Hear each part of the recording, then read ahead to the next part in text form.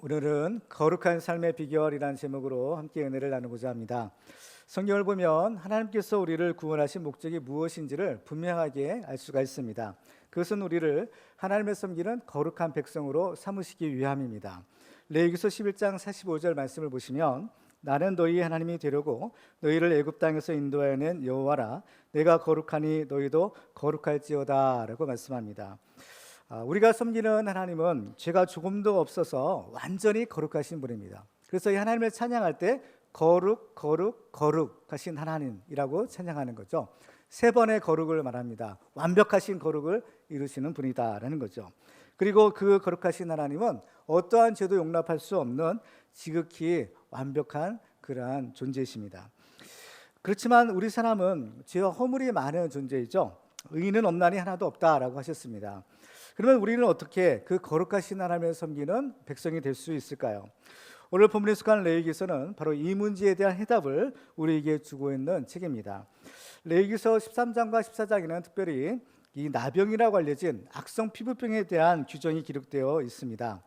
많은 질병들 가운데서 특별히 이 나병은 죄의 성질을 아주 많이 닮은 그러한 병입니다. 그래서 나병은 이 병을 가리킬 때 부정하다라는 그런 표현을 씁니다. 그리고 이 병에서 나았을 때도 깨끗하여졌다, 깨끗하다라는 표현을 쓰는 것이에요. 그래서 이 나병을 걸리면 부정한 사람, 그래서 죄에 대한 하나님의 심판과 저주의 결과로서 이 병을 보았던 겁니다. 그런데 이 나병에 걸린 사람뿐만 아니라 영적인 눈으로 우리를 보면 사실 우리 모든 사람들은 다 이 죄 때문에 바로 이 나병에 걸린 사람과 같은 그러한 비참한 존재다라는 사실을 알게 됩니다. 그렇지만 놀랍게도 하나님께서는 바로 우리를 고쳐주시고 우리를 깨끗하게 하셔서 하나님의 거룩한 백성을 삼으시기 원하시는 겁니다. 바로 이것이 예수 그리스도를 통한 하나님의 구원의 능력입니다. 그래서 레위기서를 우리가 본문을 우리가 큐티 시간에 살펴보고 있는데 그냥 레위기서를 그냥 읽다 보면 이것이 도대체 무슨 이야기인지 무슨 뜻인지를 이해하기가 참 어렵습니다. 그렇지만 모든 구약 성경은 장차 오실 예수 그리스도를 예표하고 있기 때문에 바로 그 예수 그리스도의 안경, 예수 그리스도를 관점으로 이런 말씀을 보면 그 모든 비밀들이 다 풀려진다는 사실을 발견하게 됩니다. 그래서 예수 그리스도의 관점에 보면 이 레위기서는 구약의 복음서다라고도 부를 수 있을 것입니다. 오늘 말씀을 통해서 우리들은 거룩한 삶의 비결을 살펴보고 거룩한 하나님을 섬기는 그러한 축복의 주인공들이 다 되시기를 주님의 이름으로 축원합니다. 오늘 말씀을 통해서 우리들은 거룩한 삶의 비결들을 몇 가지로 우리가 발견하고자 합니다. 첫 번째로 우리가 거룩한 하나님의 백성이 되기 위해서는 하나님의 말씀에 온전하게 순종해야 합니다. 이 성경을 보면요, 어떤 사람의 피부에 이상한 현상이 발생했을 때 이것이 나병인지 아니면 단순한 피부병인지를 알기 위해서는 제사장한테 가서 진단을 받아야 했습니다. 그래서 제사장이 그 증세를 살펴보고 이것이 나병인지 아닌지를 판정해 주었던 거죠. 오늘 본문에 보면 나병에서 나았을 때도 역시 제사장이 그 나았는지 안 나았는지를 판정을 하는 것을 보게 됩니다. 그런데 제사장은 사실은 의사가 아니죠. 의사도 아닌데 왜 하나님께서는 바로 이 제사장에게 이 나병의 유무를 판정할 수 있도록 하셨을까요? 그 이유는 여기서의 나병은 단순한 질병이 아니라 영적인 의미를 가지고 있는 것이에요. 바로 이것은 죄를 상징하고 있는 것이기 때문에 무엇이 죄인지 아닌지를 분별하기 위해서는요, 그 기준이 있어야 됩니다. 그 기준이 바로 절대적인 하나님의 말씀이었는 거예요. 구약 시대의 제사장은 이제 하나님께 제사를 드릴 뿐만 아니라 이제 하나님의 말씀을 맡은 하나님의 말씀의 종이었습니다. 그래서 이 하나님의 말씀을 백성들에게 가르치는 일을 또한 제사장이 감당했는데 이 제사장이 가서 이 나병의 유무를 판정받는다라는 것은 하나님의 말씀의 기준으로 점검받는다라는 것을 의미하는 것입니다. 우리들도 이 세상에 살아가면서 때로는 이것이 죄인지 아닌지 잘 모를 때가 있습니다. 그럴 때는요, 우리는 하나님의 말씀을 살펴봐야 됩니다. 그래서 우리가 이 하나님의 말씀의 거울 앞에 서게 되면 바로 우리의 실상을 비로소 알게 되는 것입니다. 그래서 하나님의 말씀을 항상 가까이 하는 사람은 그 말씀을 통해서 자신을 진단받을 수 있고 또 이것이 날마다 우리가 큐티를 해야 되고 또 새벽 예배를 드리는 그러한 필요와 또 유익이 되는 것입니다. 그래서 성경에 보면 하나님의 모든 말씀들은 다 우리의 유익을 위해서 주신 것이다 라는 것을 발견할 수가 있습니다. 그렇기 때문에 우리들은 하나님의 말씀을 우리가 신뢰하고 그 말씀에 온전히 순종하도록 노력해야 됩니다.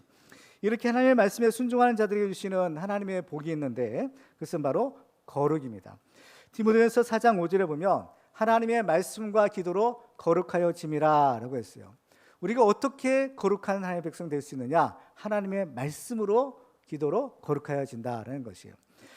시편 119편에 보면 청년이 무엇으로 그 행실을 깨끗하게 하리까? 주의 말씀을 따라 삼가할 것이다 라고 말씀하는 거죠. 그 때문에 우리가 하나님 앞에 거룩하게 살기 위해서는 제일 먼저 하나님의 말씀을 가까이 하고 그 말씀에 순종하는 것입니다.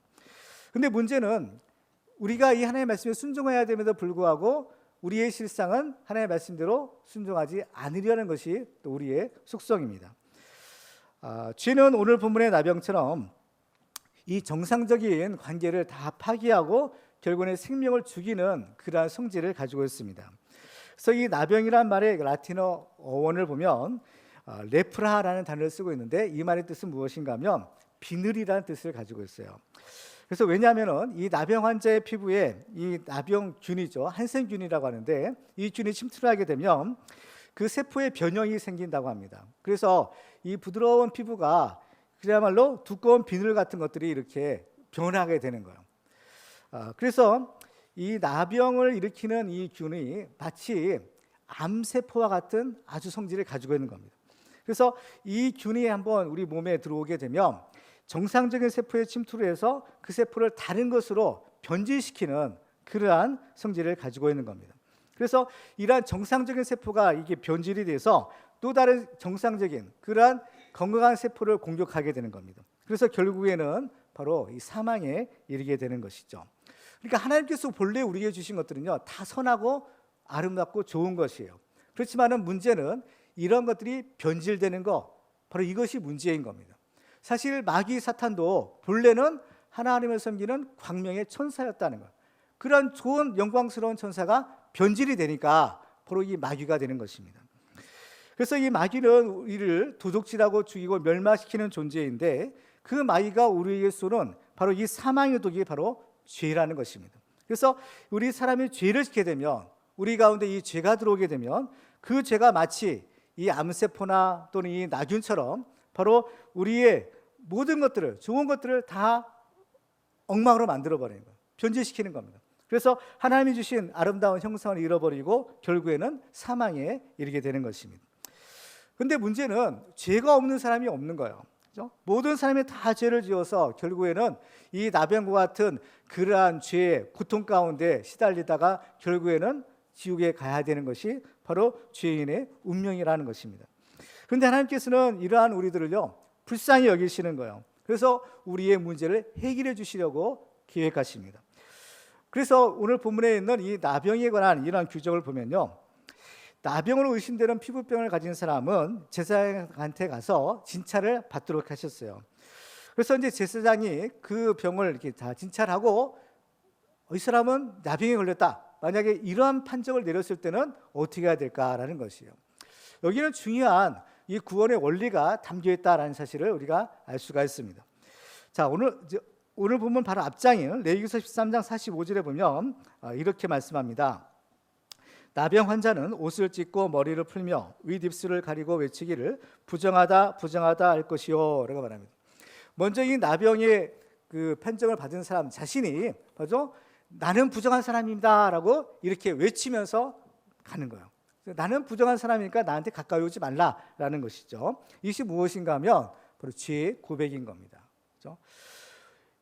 왜 이 죄의 고백이 중요한가 하면 바로 자기가 죄인인 것을 알고 그것을 인정해야만 자기의 문제를 해결받을 수 있기 때문인 것입니다. 물론 이 자기의 죄를 고백한다는 것, 이것은 굉장히 부끄러운 일이죠. 수치스러운 일인 겁니다. 내가 나병에 걸렸다, 문둥병에 걸렸다는 것을 말하는 것이 결코 쉬운 일이 아닌 겁니다. 그러나 그렇게 해야 한다라는 겁니다. 왜냐하면 자기가 죄인임을 깨달은 사람만이 하나님께서 주시는 죄사함과 구원의 은혜를 받을 수가 있기 때문인 것입니다. 그렇기 때문에 이 나병에 걸린 사람도 또 죄의 문제가 있는 사람도 이 문제를 해결하기 위해서는 제일 먼저 바로 자기의 문제, 자기의 죄의 문제를 깨닫고 그것을 바로 고백하는 것이 첫 번째 문제 해결의 단계인 겁니다. 근데 이렇게 자기의 죄를 고백한다라는 것은 자기에게도 물론 유익이지만 또한 다른 사람에게도 유익이 되는 겁니다. 그래서 이 지금 오늘 본문에 보면 나는 부정하다라고 외치면서 이제 자기가 이제 문둥병에 걸렸다는 것을 외치는 거예요. 그렇게 될 때 다른 사람들이 그 사람을 볼 때 저런 병에 걸렸으면 이 얼마나 정말 불행할까. 그래서 거기에 대한 경계를 받게 되는 것입니다.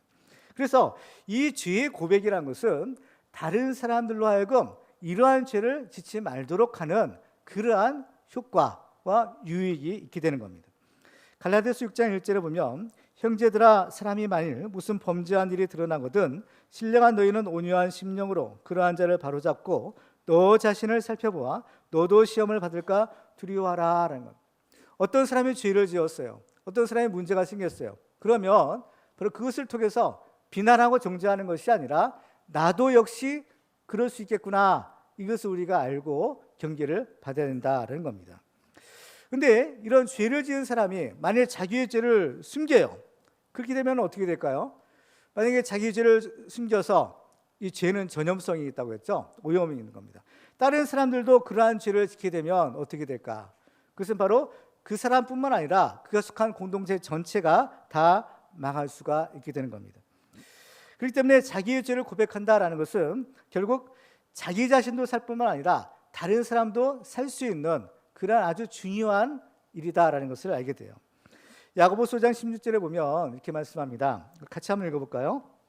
시작. 그러므로 너희 죄를 서로 고백하며 병이 낫기를 위하여 서로 기도하라. 의인의 간구는 역사하는 힘이 크미니라. 아멘.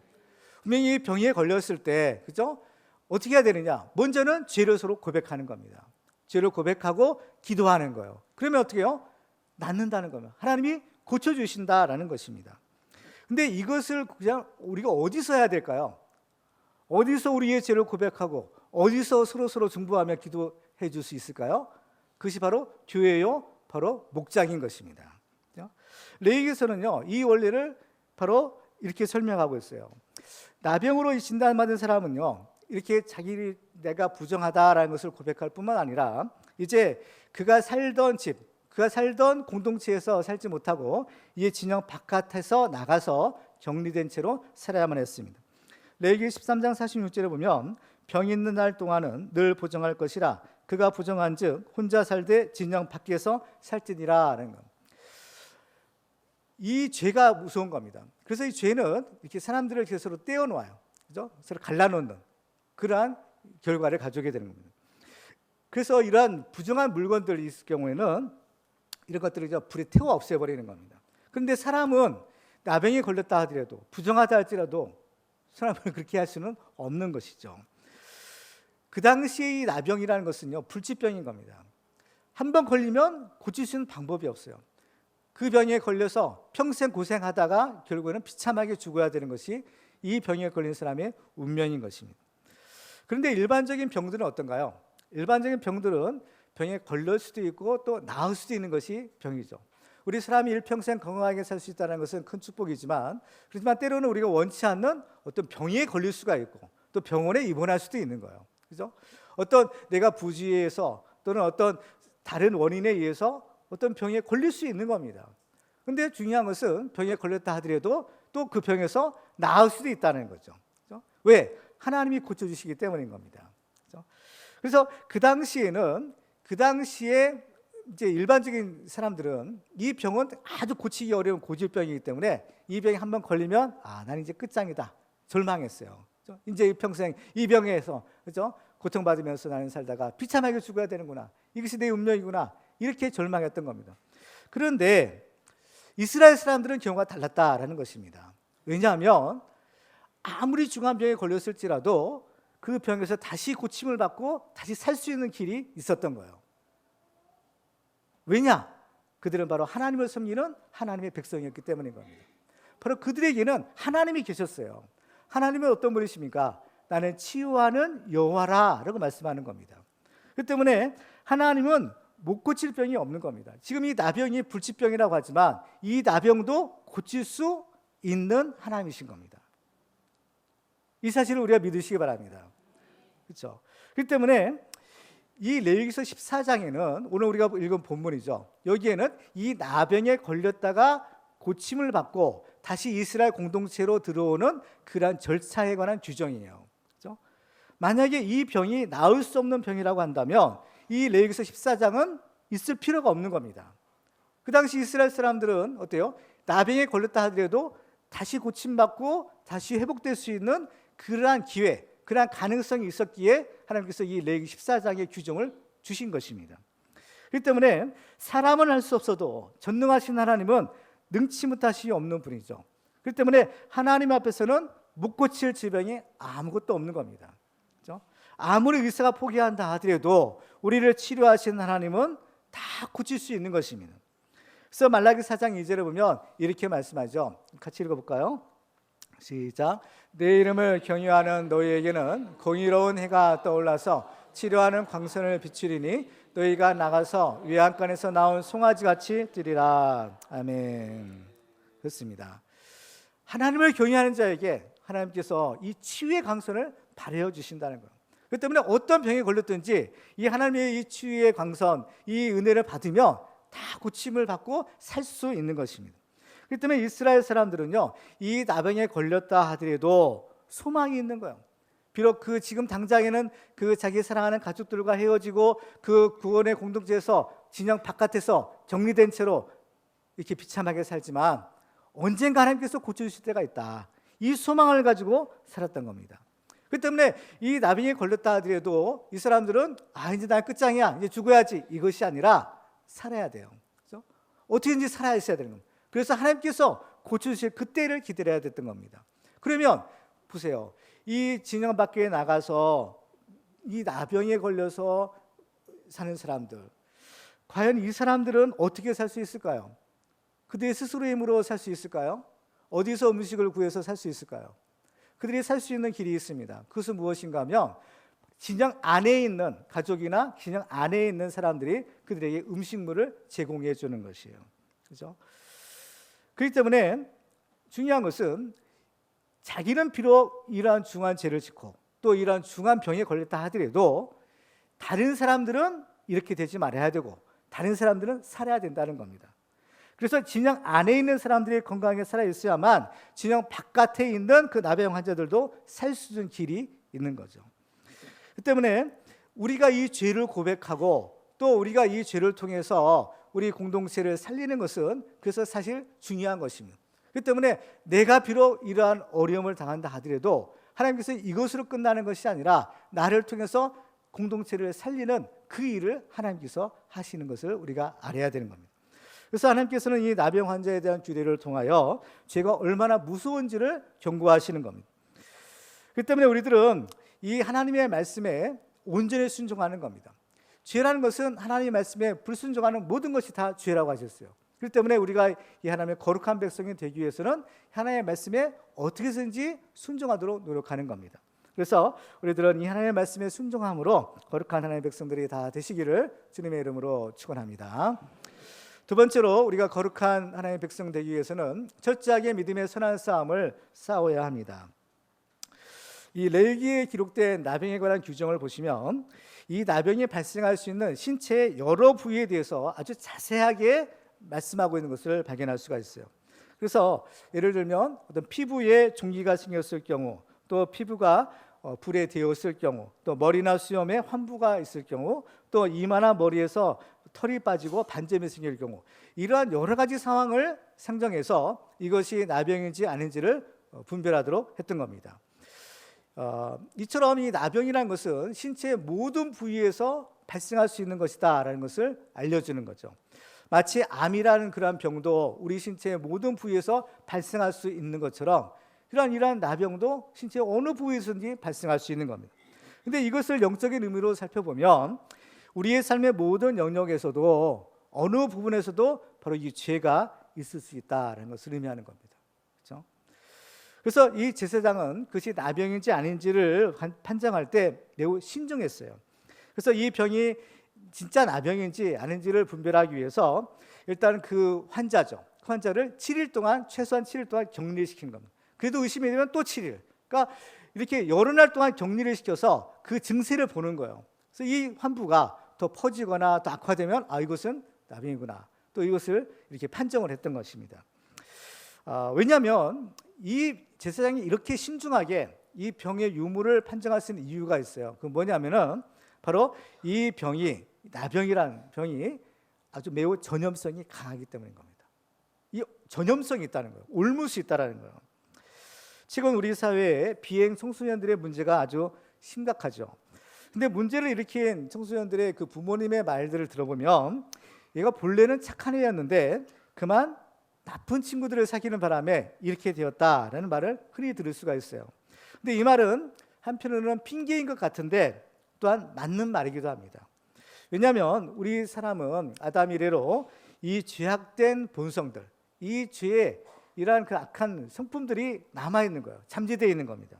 그렇기 때문에 사람이 좋은 것을 본받기보다는 이 나쁜 것을 따라하기가 더 쉬운 거죠. 그래서 예를 들면 어떤 착한 학생과 지금 나쁜 학생이 서로 사귀어요. 가까이에요. 그러면 좀 이제 안 좋은 학생이 좋은 학생을 본을 봐서 좀 이렇게 되면 좋겠는데 그렇지 않더라는 겁니다. 오히려 10중 8구는 어때요? 둘 다 엉뚱한 그런 길을 가는 거죠. 그렇기 때문에 이 공동체 안에서 어떤 한 사람의 죄악은 그 사람의 문제로 끝나는 것이 아니라는 겁니다. 그래서 한 사람의 죄악의 문제는 공동체 안에 악한 영향을 주는 거예요. 그래서 다른 사람들까지 그 죄악에 무리들게 하고 이것이 점점 더 확산되어 가는 겁니다. 그래서 성경을 보면 이 죄를 누룩으로 비유를 하죠. 누룩. 그렇죠? 그래서 고린도서 5장에 보면 적은 누룩이 온 동이에 퍼지는 것을 알지 못하느냐. 너희는 누룩 없는 자인데 새 덩어리가 되기 위하여 묵은 누룩을 내버리라. 우리의 유월절 양 곧 그리스도께서 희생되셨느니라 라고 말씀합니다. 그 때문에 누룩은 아무리 적은 것이라 할지라도 이것을 그냥 방치해 두게 되면 나중에는 온 덩어리에 퍼지게 되는 겁니다. 그 때문에 죄도요 마찬가지예요.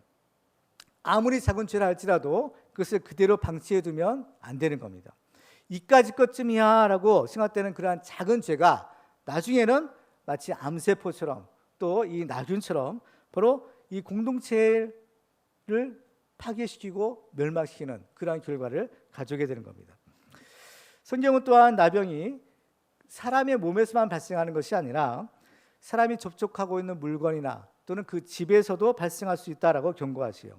이것은 우리가 살고 있는 환경도 거룩해야 된다라는 것을 의미하는 겁니다. 그렇죠? 맹모 삼천지교라는 말이 있죠. 그래서 사람은 그 환경의 영향을 많이 받는다라는 것을 뜻하는 말입니다. 그렇기 때문에 우리가 이 하나님 앞에서 거룩한 백성, 거룩한 삶을 살기 위해서는 우리는 이 죄의 유혹을 받을 만한 자리, 또 이 죄의 환경을 만들지 말아야 되는 겁니다. 그래서 될 수 있으면 그러한 자리는 피해야 되는 겁니다. 그렇죠? 성경에서 말씀하는 복이 있는 사람이 누구인가요? 시편 1편 1절에 보면 복이 있는 사람은 악인들의 길을 따르지 아니하며 죄인들의 길에 서지 아니하며 오만한 자들의 자리에 앉지 아니하고. 이게 뭐야? 다 이 죄를 지을 수 있는 그러한 악한 환경들인 겁니다. 이러한 자리를 어떻게 해요? 피하라는 겁니다. 그렇죠? 사람은 누구나 이 죄의 부패한 속성을 가지고 있기 때문에 이 죄의 유혹에 잘 넘어가기가 쉬워요. 그 때문에 나는 아니죠 라고 장담해서는 안 되는 겁니다. 누구든지 그렇죠? 얼마든지 다 이 죄의 유혹에 넘어갈 수 있는 것이에요. 고린도후서 7장 1절에 보면 그런즉 사랑하는 자들아 이 약속을 가진 우리는 하나님을 두려워하는 가운데서 거룩함을 온전히 이루어 영과 육과 영의 온갖 더러운 것에서 자신을 깨끗하게 하자라고 말씀합니다. 그래서 하나님을 두려워하는 데서 이 죄를 멀리할 수 있고 바로 우리 이 더러운 것에서 우리를 지킬 수 있다라고 말씀하는 겁니다. 그렇기 때문에 우리들은 아무리 작은 죄라 할지라도 그것을 용납하지 말고 믿음의 선한 싸움을 싸워서 거룩한 하나님의 백성들이 되기를 주님의 이름으로 축원합니다. 세 번째로 우리가 거룩한 하나님의 백성이 되기 위해서는 예수 그리스도의 보혈만을 의지해야 됩니다. 오늘 본문에 속한 레위기의 규정을 보면 하나님께서 이스라엘 백성들이 이 거룩한 삶을 살도록 하기 위해서 얼마나 애를 쓰고 계시는가라는 것을 쉽게 발견할 수가 있어요. 그래서 이 레위기의 전체 주제가 무엇인가 하면 바로 거룩인 것입니다. 구원받은 하나님의 백성들은 이제 거룩한 삶을 살아야 한다라는 것입니다. 그러면 우리가 어떻게 거룩한 하나님의 백성이 되고 거룩한 삶을 살 수 있을까요? 구약 시대의 거룩을 지키는 방법은 더러운 것을 멀리하는 것이었습니다. 그렇죠? 그래서 시체나 부정한 것은 만지지도 말고 또 먹는 것도 구별하는 것. 먹어서 되는 것이 있고 먹어서 안 되는 것이 있다라고 말씀하죠. 그래서 이 구약 시대의 거룩한 삶은 한마디로 말하면 구별되는 삶을 사는 것입니다. 그러니까 철저하게 정한 것과 부정한 것을 구별하며 사는 거예요. 왜냐하면 이 정한 것은 생명이지만 이 부정하고 더러운 것은 죽음에 속한 것이기 때문인 겁니다. 그렇기 때문에 이것이 단순히 어떤 위생적인 문제에 그치는 것이 아니라 사느냐 죽느냐 하는 문제인 거예요. 그래서 하나님 앞에서 죄가 없어야지 우리가 살 수 있는데, 그렇죠? 그래서 우리는 부정한 것을 멀리해야 해요. 그래서 하나님은 어떻게든지 거룩을 지켜야 되는 겁니다. 그렇지만은 이렇게 이 거룩이 무조건 이 더러운 것을 부정한 것을 피하기만 한다고 과연 될 수 있느냐라는 거예요. 문제는 그 이스라엘 백성들이 그 율법에 얼마나 그 규정이 많아요. 이 사람들이 그 거룩을 유지하기 위해서 좀 부단히 애를 쓰는 겁니다. 그런데 과연 그들이 거룩을 이루었느냐? 그렇지 않은 겁니다. 아무리 깊은 산속에 들어가서 혼자 살아도 거기에도 죄가 있고, 아무도 살지 않는 사막에 들어가 살지라도 거기에도 죄가 있는 것입니다. 누구도 스스로의 힘으로 바로 이 거룩을 이룰 수는 없는 거예요. 로마서 3장에 보면 모든 사람이 죄를 범하였음에 하나님의 영광에 이르지 못하더니라고 말씀합니다. 그러니까 우리는 물론 거룩을 위해서 부정한 것을 멀리하는 이런 노력은 기울여야 되겠지만 이것은 어떻게 보여? 이것으로는 안 된다는 겁니다. 이것으로는 안 돼요. 불가능해요. 그래서 하나님께서는 우리를 대신해서 이 죄의 문제를 해결할 수 있는 하나님의 아들을 보내주시는 겁니다. 예수는 우리와 똑같은 인간이 되셨지만 죄가 없는 완벽한 삶을 사셔요. 그렇죠? 그래서 예수님은 바로 둘째 아담, 즉 우리 인간의 대표자로서 바로 이 죄와 싸워 승리하시는 겁니다. 그래서 예수님이 이 죄와 싸워 승리하심으로, 그죠? 예수님은 부활 승천하시는 거죠. 우리의 구세주가 되어주시는 겁니다. 그래서 우리 힘으로는 이 거룩을 이룰 수 없고 우리 힘으로는 죄와 싸워 이룰 수 없어도 죄와 싸워 이기고 승리하시고 걸어가신 예수 그리스도를 믿을 때 우리는 예수 그리스도 안에서 예수 그리스도의 승리가 우리의 승리가 되는 것입니다. 그래서 우리 예수를 믿는 사람들은요, 그래서 이 죄를 이길 수 있는 능력이 우리에게 주어지는 겁니다. 특별히 오늘 본문에는 이 나병에 걸렸다가 회복되었을 때 다시 이스라엘 공동체 안으로 들어오는 절차를 말씀하고 있어요. 그래서 여기서 보면요, 한 가지 특징이 있는데 그 무엇인가 하면 나병에 걸렸던 사람이 병이 나아요. 그 몸에 있던 그 병이 다 났었어요. 근데 몸에 병이 나서서 건강이 회복된다 할지라도 아니 나는 이제 나았으니까 내 집으로 돌아갈래, 그럴 수가 없다는 겁니다. 그렇죠? 중요한 것은 육신의 질병도 고침을 받아야 되지만 집에 돌아가기 위해서는 절차가 있어야 되는 거예요. 바로 그 절차를 오늘 본문에서 규정하고 있는 겁니다. 그 단계가 있어요. 뭐냐면 첫 번째로 제사장이 어때요? 그 사람이 이제 나았다라고 이제 인정을 해줘야 되는 거예요. 처음에 병에 걸렸을 때는 진영 안에 있었기 때문에 이 사람이 제사장한테 가면 돼요. 그러면 제사장이 진단을 해줬어요. 근데 지금 이 나병에 걸렸던 사람은 어디에 있습니까? 진영 바깥에 있죠. 이 사람은 그냥 함부로 들어올 수가 없어요. 그래서 제사장이 진영 바깥으로 나가서 그 사람을 보고 판정을 해주는 겁니다. 그래서 제사장이 이 사람을 보고 이 사람의 병은 낫다라고 인정을 해주면 그 다음에 뭐라 해야 되느냐? 정결 예식을 행해야 되는 거예요.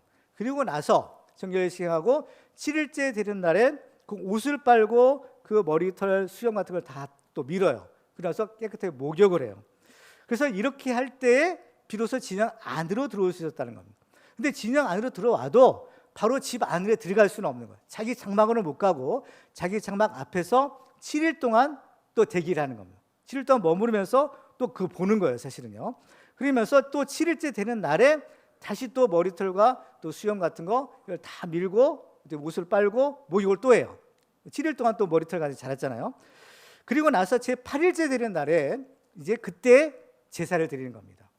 그때 제사를 드리는데 성경에 보면 4가지 제사를 드리도록 되어 있어요. 속건제, 속죄제, 번제, 소제. 이렇게 여러 가지 제사를 드리고 나서 제사가 다 끝나고 이제 집으로 들어갈 수가 있었다는 겁니다. 근데 왜 병에 걸렸다가 나섰으면 집으로 들어가면 되지 왜 이런 복잡한 절차를 거쳐야 되느냐라는 거예요. 이유가 있어요. 왜냐하면 이 절차 가운데는 바로 여기에는 예수 그리스도의 대속의 원리가 담겨져 있기 때문인 겁니다. 그래서 이 예수 그리스도를 통해서만 이 사람이 회복될 수 있다, 이 사람이 다시 구원받을 수 있다는 것을 여기서 하나님께서는 예표하고 알려주시는 겁니다. 그래서 오늘 본문에는 바로 이 정결 예식에 대해서 자세하게 규정하고 있는데요. 오늘 보면 4절 보시면 제사장은 그 정결함을 받을 자를 위하여 명령하여 살아있는 정결한 새 2마리와 백향목과 홍색실과 우슬초를 가져오게 하고, 제사장은 또 명령하여 그 새 하나는 흐르는 물이 질그릇 안에서 잡게 하고, 다른 새는 산채로 가져다가 백향목과 홍색실과 우슬초와 함께 가져다가 흐르는 물 위에서 잡은 새의 피를 찍어 나병에서 정결함을 받을 자에게 7번 뿌려 정하다 하고, 그 살아있는 새는 들에 놓을지며라고요. 자, 이것이 이제 정결 예식인데, 그래서 보면은 새 정결한 새 2마리를 가져오는 겁니다. 근데 이 2마리의 새 중에서 한 마리는 죽어요. 한 마리는 죽여서 그 피를 흘리고, 또 한 마리의 새는 그 죽은 새의 피를 뿌리는 겁니다. 그리고 나서 이 새를 놓아주는 거예요. 이것은 아사셀 염소의 규정과 매우 비슷한 거예요. 그러니까 죄를 지은 이 나병에 걸렸던 사람이 죄를 속하기 위해서 바로 짐승 하나가 죽는 겁니다. 피를 흘리고 죽어요. 그러면 그 짐승의 피로 이 사람의 죄를 속하게 되는 거예요. 그래서 그 피를 뿌리는 거예요. 또 한 마리의 새는 피를 뿌려서 날려보내요. 이게 뭐냐? 그 죄에 있었던, 죄의 저주 가운데 있던 사람이 그 피로써 이제 죄 사함 받고 그 저주에서 풀려나 해방되어서 새로운 삶을 살 수 있다, 이것을 상징하는 것입니다. 그러니까 이 죽임을 받은 이 짐승, 새든지 또는 어떤 염소든지 피를 흘리고 죽임을 받은 이 짐승은 무엇을 의미하느냐? 장차 오실 예수 그리스도, 하나님의 어린 양이신 예수님을 상징하는 겁니다. 그 예수님이 우리를 위하여 대신하여 피 흘려 돌아가셨기에 그 예수의 보혈, 그 피를 통해서 우리의 죄가 사함받고 이제 우리가 이 죄와 사망의 원리에서 풀려나 이 날아가는 새처럼 자유로운 몸이 되었다, 이것을 상징하는 것입니다. 그렇기 때문에 오직 예수 그리스도의 보혈, 그 피만이 우리를 이 죄와 사망의 올무에서 자유케 하고 우리를 거룩하신 하나님의 은혜의 보좌 앞에 담대히 나아갈 수 있게 하는 겁니다. 그래서 반드시 피, 예수 그리스도의 보혈, 이걸 통해서만 우리가 구원을 얻을 수 있는 것입니다. 그래서 이것은 이제 정결 예식에서 이제 있던 내용이고, 또 8번째 날에는 또 뭘 한다고 했어요? 제사를 드리죠. 4가지 제사를 드리는데, 그 제사를 드릴 때 빠뜨리지 말아야 될 것이 있어요. 필수적인 것이 있는데, 그 뭐냐? 제물인 겁니다. 모든 제사에는 제물이 반드시 있어야 돼요. 제물이 없는 제사는 있을 수가 없는 겁니다. 근데 이 나병에서 고침을 받고 회복되는 사람이 준비해야 될 예물이 있어요. 어떤 예물이냐? 어린 순양 2마리와 1년 된 흠없는 어린 암양 1마리, 그러니까 양 3마리예요 총. 그리고 고운 가루 10분의 3 에바와 기름 섞인 소재물과 기름 1노. 그렇죠? 근데 여기서 보면 이 순양 중에서 순양 2마리예요. 하나는 이제 속죄 제물로 드리고, 또 하나는 이제 화목 제물로 드리고, 또 이렇게 이제 제사를 드리는데, 문제가 있어요. 뭐냐? 자, 이러한 최소한 지금 양 3마리인 겁니다. 물론 어린 양이라 할지라도 1년 된 양들을 3마리를 최소한 준비해야 되는 겁니다. 양만 따지고 보면. 근데 이 양이라는 동물이 어때요? 조금 가치가 있는 거죠. 지금도 양 1마리 살려면 좀 상당한 돈을 치러야 되잖아요. 그런데 자 보세요. 나병에 걸렸다가 격리된 채로 이렇게 살았던 사람이 나섰어요. 당연히 하나님 은혜로 나서가지고 다시 돌아와야 되는데, 문제는 제사를 드리려면 이런 제물을 준비해야 되는 겁니다. 그런데요, 이 제물을 준비할 수 있느냐는 거예요. 물론 집이 좀 여유가 있으면 얼마든지 할 수가 있어요. 그런데 예를 들면 이 병에 걸린 사람이 설상가상으로 집이 가난해요. 그리고 또 이 사람이 또 오랫동안 나병에 걸려서 격리된 채로 살았어야 돼요. 그러면 이 예물을 준비하는 것이 쉬운 일이 아닌 겁니다. 그러면 이 사람은 그러면은 이 병에서 고침을 받고 다시 공동체 안에 들어올 수 없느냐? 그렇지 않다는 거예요. 그래서 하나님께서는 이 예물을 확 줄여주시는 겁니다. 그래서 보통 정상적인 경우에는 이런 양 3마리지만 가난한 사람의 경우에는 줄여주시는 거예요. 양 1마리, 그리고 또 이 밀가루 양도 대폭 줄여주시고, 그래서 이러한 예물로서 제사를 드릴 수 있도록 하는 겁니다. 이건 뭐냐? 하나님은 부자일 뿐만 아니라 가난한 사람도, 모든 사람도 다 이 죄사함을 받고 구원받으라는 거예요. 그러니까 하나님의 구원의 능력은 빈부귀천, 남녀노소 차별이 없다는 겁니다. 그래서 모든 사람이 다 죄사함 받고 구원 얻을 수 있는 길을 열어주시는 거예요. 이게 바로 하나님의 복음의 능력인 겁니다. 로마서 1장 16절을 같이 읽어볼까요? 시작. 내가 복음을 부끄러워하지 아니하노니 이 복음은 모든 믿는 자에게 구원을 주시는 하나님의 능력이 됨이라. 먼저는 유대인에게요 그리고 헬라인에게로라. 아멘. 그렇습니다. 이 복음은 모든 믿는 자에게 구원을 주시는 하나님의 능력이라는 겁니다. 그러니까 예수를 믿기만 하면 다 구원을 얻는다는 거예요. 이게 하나님의 복음의 능력이라는 겁니다. 그렇죠? 그렇기 때문에 뭐 돈이 없어도, 돈 없는 자도 가난한 자도 다 와서 값없이 살아가는 거죠. 이 구원의 은혜를 사는 겁니다. 그렇기 때문에 하나님께서는 모든 사람이 구원을 얻을 수 있는, 죄사함 얻고 구원을 얻을 수 있는 길을 열어주세요. 그런데요, 하나님께서는 가난한 자들에게 예물의 분량을 확 줄여주셨지만, 그렇지만은요, 이 예물의 분량 중에서 빠지지 말아야 되는 것이 있어요. 그 뭐냐? 순양. 이것만은 빠뜨리지 말아요. 3마리 중에서, 그죠? 3마리 양 중에서 1마리는 꼭 있어야 된다는 거예요. 그게 뭐냐? 순양이에요. 우리가 생각할 때 하나님이 가난한 사람들을 배려해 주신다면 그냥 화끈하게 다 배려해 주셔가지고 아예 그냥 없애 주시든지 뭐 그렇게 하면 참 좋겠는데, 이상하게도 3마리 중에서 줄여주시되 1마리는 꼭 드려야 된다는 거예요. 1마리가 뭡니까? 순양이가. 이 순양이 의미하는 것이 뭘까요? 예수 그리스도죠. 하나님의 어린 양, 예수 그리스도를 의미하는 겁니다. 그렇기 때문에 아무리 가난한 사람도 이 예수 그리스도를 통해서만 구원받을 수 있는 거예요. 그렇죠? 그렇습니다. 요한복음 14장에 보면 예수께서 이르시되 내가 곧 길이요 진리요 생명이니 나로 말미암지 않고는 아버지께로 올 자가 없느니라는 거예요. 예수 그리스도의 피, 예수 그리스도를 믿는 믿음 외에는 안 된다는 겁니다. 사도행전 4장 12절에 보면 다른 이로서는 구원을 받을 수 없나니 천하 사람 중에 구원을 받을 만한 다른 이름을 우리에게 주신 일이 없음이라 하였더라. 그렇죠?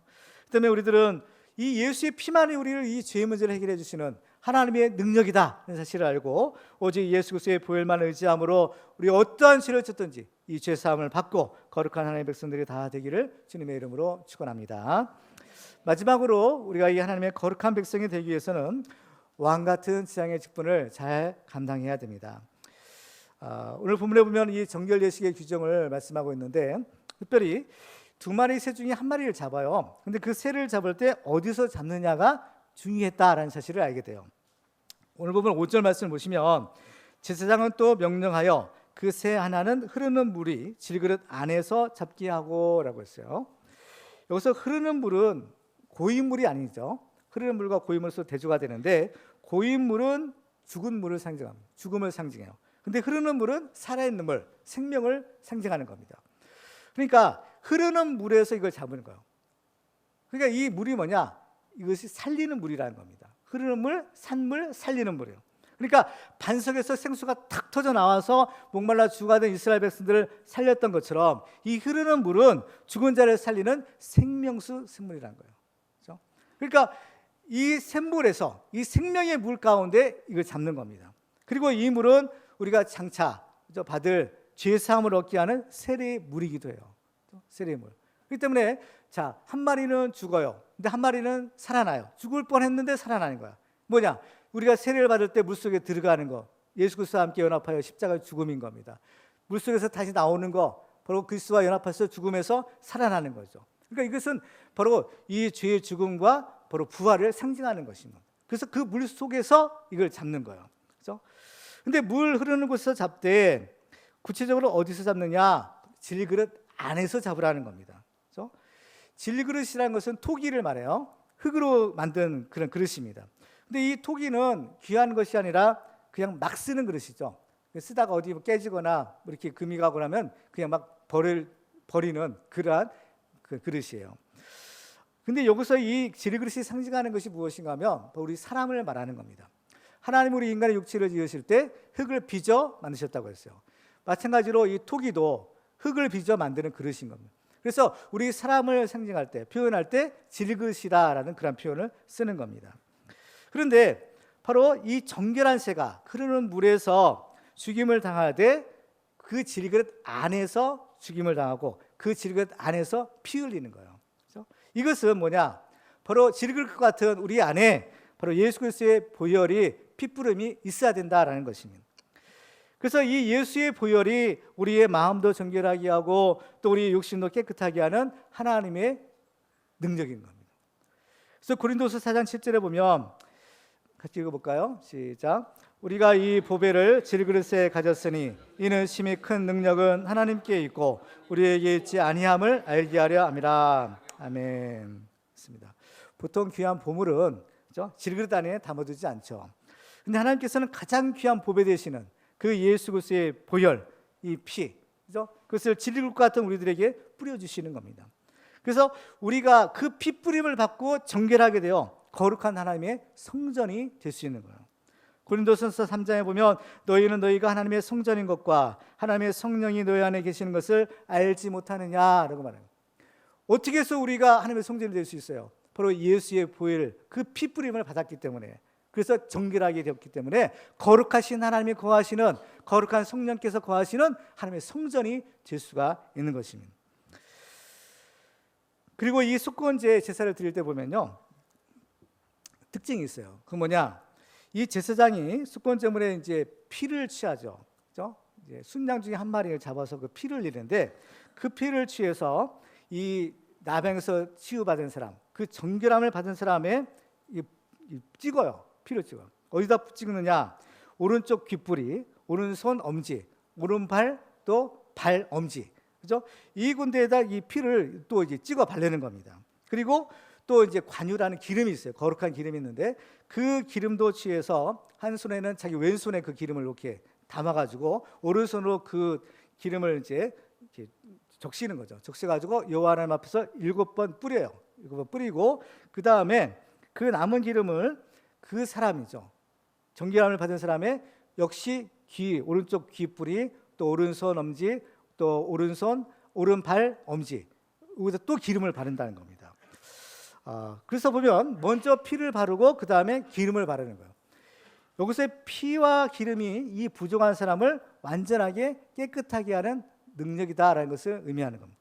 여기서 피는 뭘까요? 하나님의 어린 양 되신 예수 그리스도의 보혈, 그 피예요. 그 피로 우리의 죄의 사함을 받게 하는 겁니다. 그죠? 대속의 피예요. 기름은 뭘까요? 성령의 기름 부음인 겁니다. 그러니까 우리가 예수 믿고 나서 우리가 목욕한 것처럼 우리의 죄가 다 사함 받아요. 그런데 이 거룩, 이 성결을 유지하려면 뭐가 필요해요? 성령의 능력이 있어야 되는 겁니다. 거룩함을 받았지만 이 거룩을 계속 유지하기 위해서는 성령 충만해야 된다는 거예요. 그래야만 우리가 하나님 앞에서 계속해서 거룩한 백성, 거룩한 삶을 살 수 있는 겁니다.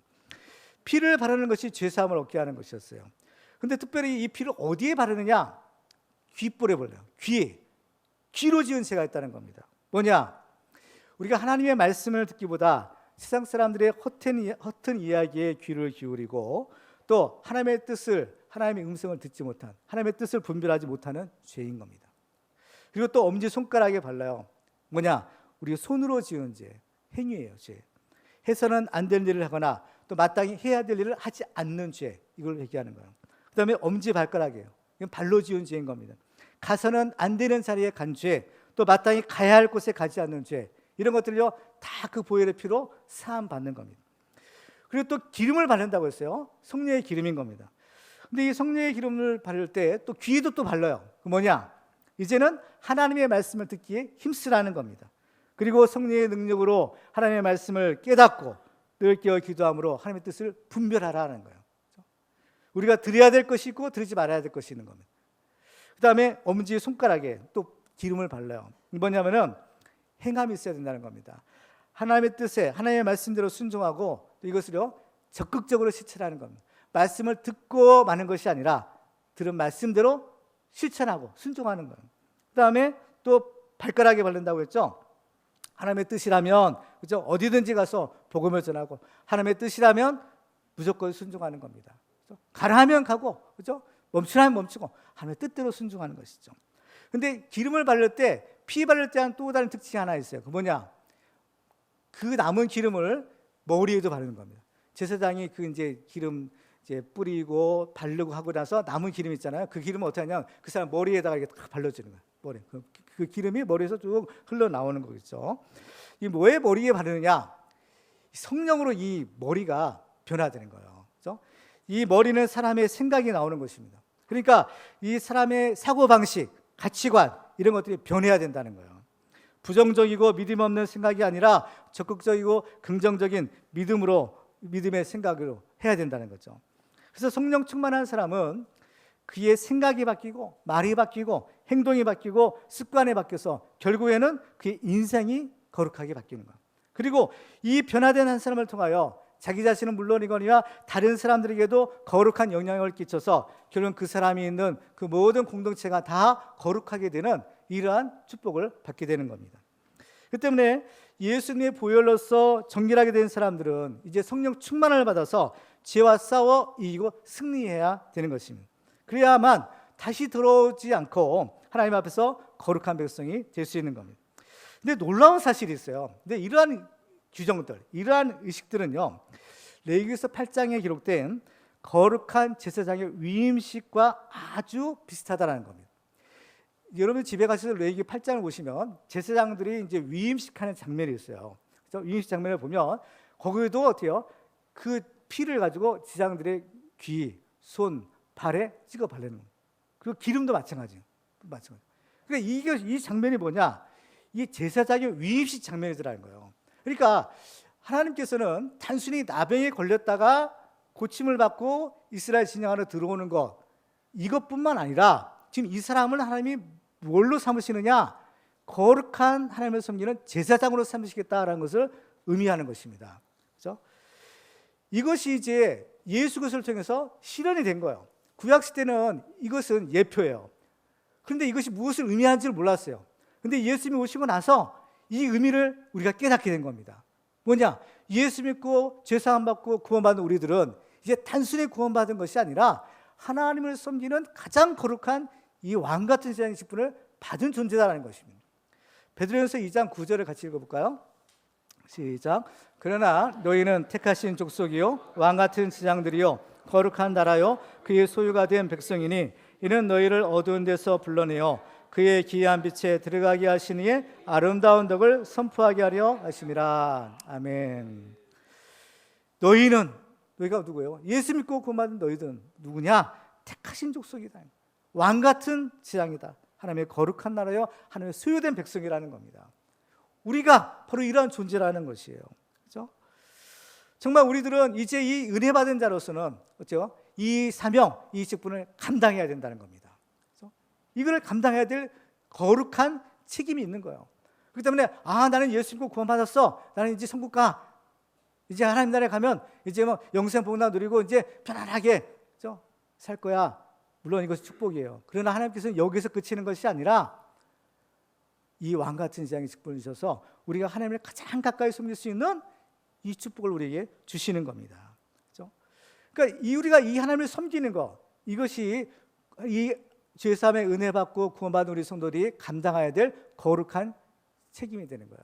거룩한 사명인 겁니다. 이 하나님께서 이 나병 환자가 회복될 때 제사를 드릴 때 가난한 사람들에게는 그 제물의 양을 확 줄여줬다고 했죠. 누구나 다 어떤 사람이든지 제사를 드릴 수 있게 했다고 했어요. 그런데 보세요. 하나님께서 그 제물의 양을 줄여주시되 완전히 면제해 주신 것은 아닌 거예요. 그렇죠? 제물 없이 제사 드리라고 앉은 겁니다. 아무리 가난한 사람도 아무리 작은 것이라 할지라도 그 제물을 드려서 제사를 드리는 거예요. 이게 뭐예요? 하나님께서 예수 그리스도를 보내주셔서 예수님이 우리를 위하여 희생양이 되신 겁니다. 희생 제물이 되신 거. 우리를 위하여 자기를 다 주셨어요. 그 은혜를 받은 우리들은 이제 우리들도 하나님 앞에서 우리 자신을 드려야 된다는 겁니다. 하나님을 섬기는 그 거룩한 일을 해야 된다는 거예요. 제물을 드린다는 것은 충성과 헌신을 말하는 거예요. 그러니까 너희 몸을 하나님의 기뻐하시는 거룩한 산 제물로 드리라는 겁니다. 그러니까 구원받은 우리들은 이제 구원받은 것에 그치는 것이 아니라 하나님을 섬기는 그 자리에 가는 거예요. 어떤 자리, 직분으로요? 왕 같은 제사장의 직분으로 하나님을 섬기는 이러한 거룩한 축복과 동시에 사명을 우리가 받은 것입니다. 바로 이러한 존재가 예수 믿고 구원받은 우리들이다라는 겁니다. 그렇기 때문에 보세요. 이 레위기서의 말씀은 복음인 겁니다. 예수 그리스도의 복음인 거예요. 그렇기 때문에 우리가 이러한 은혜를 받고 이러한 축복을 받은 너무나 우리는 큰 은혜 받은 축복의 주인공이에요. 나병에 걸린 사람이 평생 고생하다가 저주받고 죽어야 되는 것처럼 이러한 운명했던 우리들이 하나님께서는 우리를 구원해 주실 뿐만 아니라 하나님을 섬기는 가장 거룩한 제사장의 직분까지 주셔서 하나님을 섬기는 하나님의 백성 삼으시는 거예요. 그때 우리가 이 은혜를 받은 자로서 이제 우리들은 항상 이 하나님의 은혜에 감사하고 찬양하고 주님 주신 사명을 감사와 기쁨으로 잘 감당하여 하나님께 영광 돌리는 우리 모두가 다 되시기를 주님의 이름으로 축원합니다.